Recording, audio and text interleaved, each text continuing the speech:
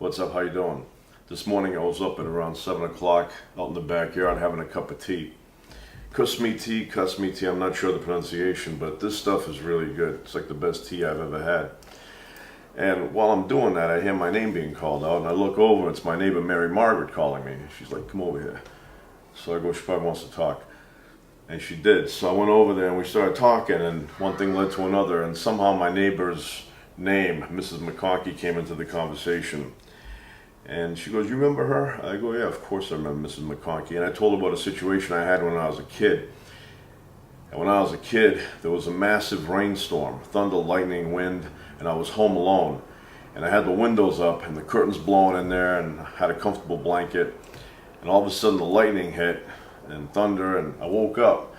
And I said, wow, it's crazy out there. And I moved the curtains. I looked outside and it was pitch black. And then all of a sudden lightning hit and the place lit up again.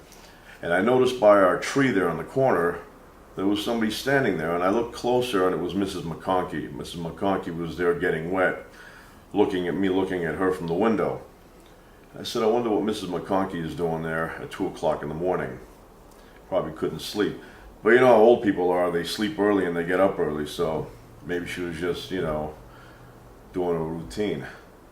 I mentioned that, and I said it wasn't the only encounter. There were many times throughout my life where I would see Mrs. McConky behind a bush or in the distance looking at me. And she goes, yeah, that's strange. I go, yeah. And she said, Mrs. McConky had a son. I said, a son?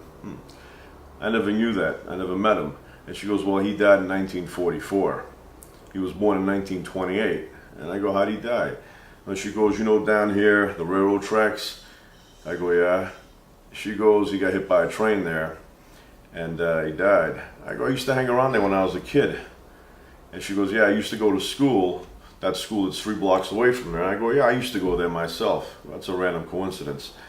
And I thought about it for a second. I go, I remember one time when I was a little kid in the 1st grade, crossing through that area. And I looked over, and under the bridge, Mrs. McConky was there, and she was watching me. And she said, yeah, well, that's where the son died.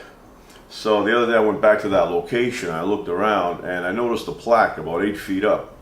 And it said, in loving memory, Larry McConky, and it had 1928 to 1944. I said, I never noticed that before.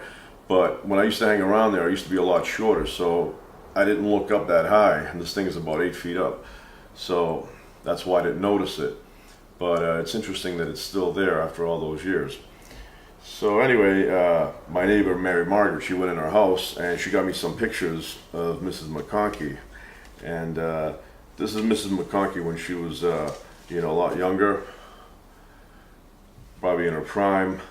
And then she showed me this picture, a little bit older, you know, still looking good. And then this is the way she looked when I met her. This is the way she looked when I used to see her walking around and watching me.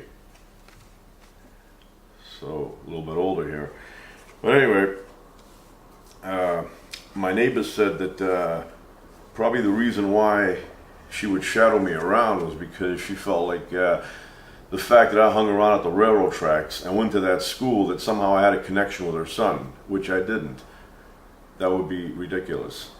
I was born many years later.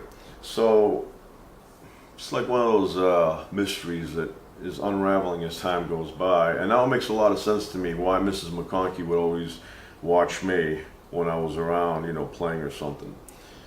So that's it. That's the latest on that one.